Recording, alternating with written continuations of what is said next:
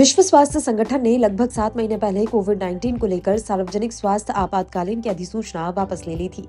इसके बाद लगा कि कोरोना का अंत हो गया है, लेकिन अब 7 महीने बाद वायरस ने जाने से इनकार कर दिया है। ओमिक्रॉन वेरिएंट कई नए सब वेरिएंट में बदल गया है। इसके ताजा रूप को दुनिया JN.1 के नाम से जान रही है। JN.1 के चलते कोविड मामलों में वृद्धि हुई है। हालांकि विशेषज्ञों ने कहा है कि वे इसे नई लहर कहने से पहले कुछ और दिनों तक इंतजार करेंगे और घबराने की कोई जरूरत नहीं है। IMA कोविड टास्क फोर्स के डॉक्टर ने कहा कि नया स्ट्रेन वृद्ध लोगों और कई अन्य बीमारियों से पीड़ित लोगों के लिए मुश्किलें खड़ी कर सकता है। JN.1 एक तेजी से फैलने वाला वेरिएंट है। यह आबादी के उन लोगों को परेशान कर सकता है जो कि कमजोर आयु वर्ग, वृद्ध लोग और जिन्हें पहले से कई बीमारियां हैं। ऐसे व्यक्तियों को इसके परिणाम स्वरूप अस्पताल में भर्ती होना पड़ सकता है और उसके बाद जटिलताएं बढ़ सकती हैं। उन्होंने कहा कि नवंबर से कोविड-19 मामलों की संख्या में वृद्धि देखी गई है। हालांकि कोविड-19 से पीड़ित अन्य लोगों को अस्पताल में भर्ती होने की आवश्यकता नहीं पड़ रही है। उन्होंने कहा, सौभाग्य से इनमें से अधिकांश लोगों को अस्पताल में भर्ती होने की आवश्यकता नहीं है, क्योंकि अधिकांश कोविड मामले अब उन लोगों में हो रहे हैं जो यात्रा कर रहे हैं और जो काम पर जाने के लिए पर्याप्त रूप से स्वस्थ हैं। बहुत से लोग कोविड को आम सर्दी समझ लेते हैं, ये बहुत अलग है। कोविड-19 हमारी रक्त वाहिकाओं के स्वास्थ्य को प्रभावित कर सकता है, खासकर अगर ये बार बार आता है।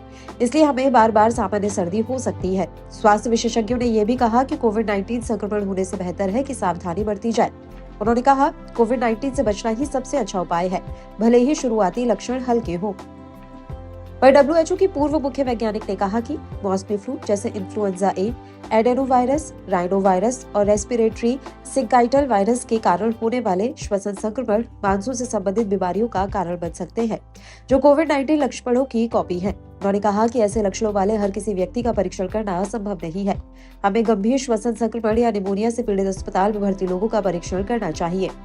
टाइम्स ऑफ इंडिया की रिपोर्ट के मुताबिक सार्वजनिक स्वास्थ्य के पूर्व निदेशक ने कहा कि शादी हॉल, ट्रेनों और बसों जैसी बंद भीड़-भाड़ वाली जगहों पर मास्क पहनना एक अच्छा आइडिया है। ये कोविड सहित कई वायु जनित बीमारियों को रोक सकता है, लेकिन अभी तक मास्क को अनिवार्य करने की कोई आवश्यकता नहीं है। बुजुर्गों, गर्भवती महिलाओं और प्रतिरक्षा की कमी वाले लोगों को भीड़-भाड़ वाली जगहों पर जाने से बचना चाहिए। यदि वे ऐसा करते हैं तो उन्हें मास्क अवश्य पहनना चाहिए।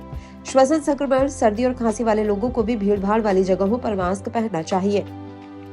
स्वास्थ्य मंत्रालय के आंकड़ों के अनुसार भारत में बृहस्पतिवार को कोरोना वायरस संक्रमण के 594 नए मामले दर्ज किए गए, जिससे उपचाराधीन मरीजों की संख्या बढ़कर 2669 हो गई, जो इससे एक दिन पहले 2331 थी।